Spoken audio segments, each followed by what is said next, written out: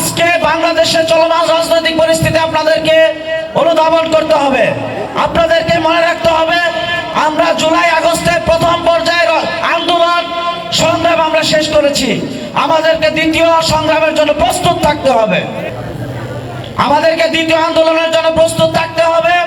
আমাদেরকে মনে রাখতে হবে, এই উর্বরজন ইসলামের জন্য এটা আমাদের অনেকেরই সহ্য হবে না। একটা সামান্যতম একটা ইফতার মাহফিল, এটা কোনো রাজনৈতিক কোনো প্রোগ্রাম নয়, এটা ধর্মীয় একটা প্রোগ্রাম, এটা ধর্মীয় একটা অনুশাসন মেনে চলার একটা প্রোগ্রাম। এখানে আমরা কিছু লোককে দাওয়াত করব, ইফতার করব, ইফতারি করা উচিত না, নেওয়া উচিত না দাওয়াত।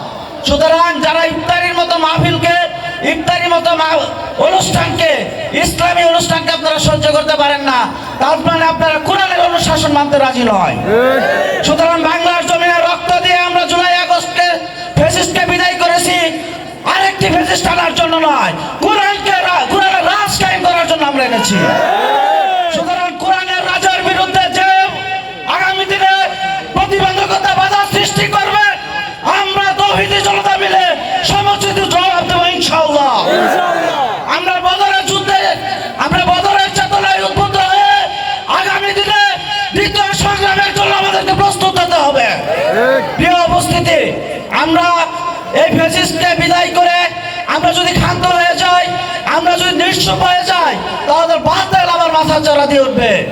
আপনারা জানেন, গতকালকে হাসনাতকে ক্যান্টনমেন্টে নিয়ে গেছে, সেখানে আপনারা ফেসবুকে অনেক কিছু ভাইরাল হয়েছে দেখছেন। আমরা স্পষ্ট ভাষায় বলে দিতে চাই, সকল প্রকার ষড়যন্ত্র নস্যাৎ করার জন্য বাংলাদেশের তৌহিদি জনতা রক্ত দেওয়ার জন্য, জীবন দেওয়ার জন্য এখনো প্রস্তুত আছে ইনশাআল্লাহ। আমরা বাংলার জমিনকে ততক্ষণ পর্যন্ত অন্যদের হাতে ছেড়ে দেব না, যতক্ষণ পর্যন্ত আমাদের কোরআনের রাজ কায়েম না হবে।